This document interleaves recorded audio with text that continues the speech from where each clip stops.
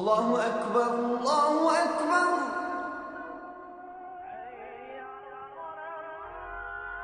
الله أكبر الله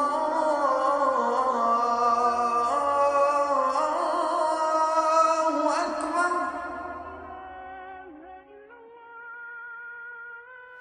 أعوذ بالله السميع العليم من الشيطان الرجيم. بسم الله الرحمن الرحيم. السلام عليكم ورحمة الله.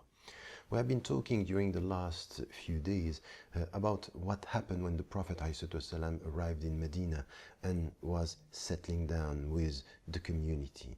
And we were talking about things that were which had to do with living with the environment, understanding through the mosques and through building the mosque, in which way this was also important for the Muslim, and the very meaning of exile, the very meaning of our understanding of this. And there is something here which is quite important. When the Prophet ﷺ settled in Medina, he did something which was very important. Yes, we had all the spiritual dimensions, everything which has to do with your heart, with solidarity, with love, with living together. But he started by regulating all these. And within the community and outside the community. Within the community between Muslims, al-Muhajirun, the people who are coming from Mecca, coming to Medina, had to do with al-Ansar, the people who were helping them to settle down. And he based even brotherhood and sisterhood on a contract, which is something which is essential. And mu'akha, what was in fact a moral contract between Muslims, to understand that you have to help your brother, not only out of goodwill, but through something which is a kind of a regulation, a clarification of your relationship. And this is exactly the same with what he did with what was called the Constitution of Medina, which in fact is a chart where some of the principles are put in. And the Prophet ﷺ was in fact calling all the people, the Jews and the Christians and even the Zoroastrians that were living in the Medina, and say, okay, you have the same rights and the same duties as us. لَهُمْ لَنَا وَعَلَيْهِمْ مَا عَلَيْنَا. Meaning here that this society, which was based on pluralism, was based on, yes, we live together, yes, we respect each other, but we need to get some rules, regulations to help us to live together. So even when it comes to love, even when it comes to living together and this coexistence that we are talking about, this positive living together, it's quite important to have some rules and to understand in which way we can clarify this.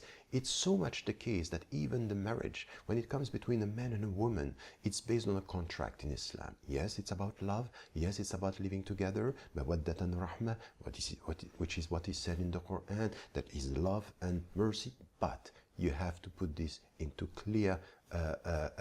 clear contract in order for you where you sit and how you have to live with one another. And once again, there is always this balance between something which is deep in spirituality and clear as to the rules. For example, you don't eat and you don't drink before sunset. Why? Because the point here is that you have to follow strict rules in order to show out of your discipline the in-depth of your faith. Discipline and spirituality, faith and clear regulation. This is what the Prophet ﷺ did, and this is why he was understanding the way we have to deal with ourselves. وَأَعْتِقُوا الَّذِي حَقٍّ حَقَّ. Give everything, every organ, every element, every human being his right, its rights, everything. This is the way you have to deal with your body. This is the way you have to deal with your mind, with your spirit, with your neighbor, with your life. That you have to be strict with the rules, and this is the way you show how much you care about God's presence, because if you know that He's seeing you, you know that rules are important. You have to get this in your life. This is the way it's going to help you. Through rules, you get in-depth faith, if only we understand. May Allah help us, and remember, don't forget to tell the people you love that you love them, inshallah. Wassalamu alaikum wa rahmatullahi wa barakatuh. لا